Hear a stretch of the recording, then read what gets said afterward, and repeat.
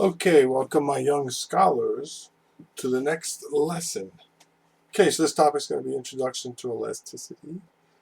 So when I ask in class, what should you think of when we talk about elasticity, you're going to say responsiveness, which means I get 28 hands up in the air saying responsiveness, right? That's what Introduction to Elasticity is about. Elasticity is about responsiveness, okay? So it's the importance of elasticity is understanding market responsiveness. When I say to you price goes up, quantity demanded changes, the real question is by how much?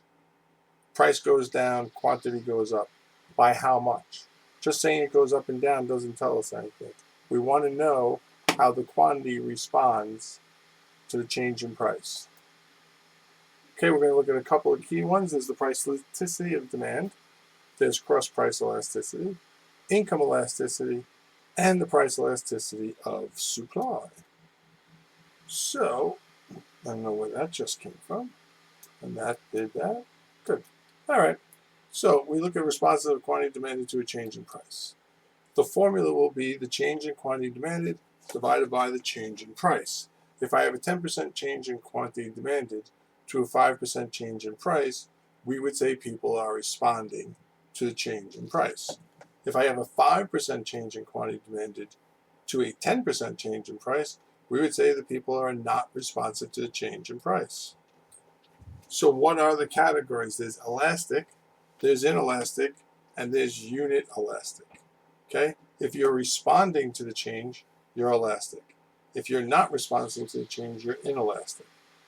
If they're the same, if it's a 10% change in demand to a 10% change in price, we say they're unit elastic. Okay? For some reason, this likes to double up. So what determines elasticity? If there are substitutes. If there are more substitutes, the more responsive I can be to one company changing the price. Do I need the product, or is the product a luxury? How much of my income am I spending on the goods? A pack of cigarettes to a teenager is going to be they're going to be more responsive to a price change than an adult who makes more money. And then how long, right, how much time do I have to make the change will determine how elastic something is. Okay, and I got to go through this silly little thing. Okay, so what we have is we're going to look at the formula, and the formula is going to give us a coefficient. If the coefficient is greater than 1, we say the good is elastic. If the coefficient is less than 1, we say the good is inelastic. If the coefficient is equal to 1, we say it is unit elastic. Right, and we're going to look at real-world examples of elastic and inelastic goods as we go through this in class. Okay, and blah, blah, blah, blah, blah. Okay, cross-price elasticity of demand. This measures responsiveness of a quantity demand of one good to a price change of another. Oh my goodness, that change sounds like complements and substitutes. Percentage change in the quantity demanded of peanut butter, of peanut butter when there's a percentage change in the price of jelly. Okay, if your coefficient is positive, they're substitutes. If your coefficient is negative, they are complements. Coffee and tea are substitutes. Complements are printers and ink cartridges.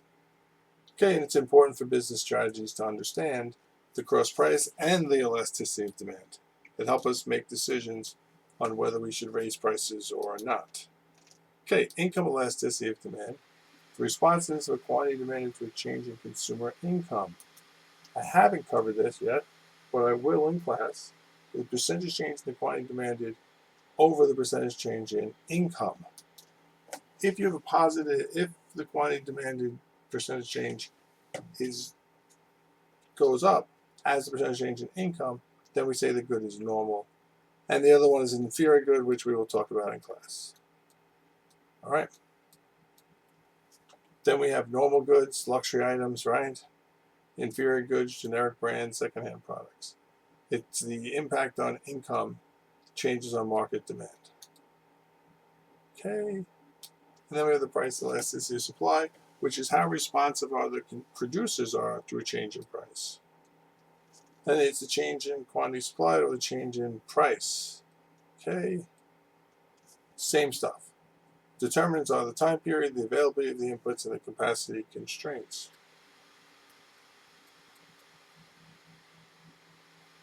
Okay. These are important because policymakers need to understand elasticity. I will give you examples in class of policymakers who did not and how that ended up. These are also important for taxes, subsidies, and price strategies. Okay, and then I go click, click, click, and that's it. So this is all I got for you. All right.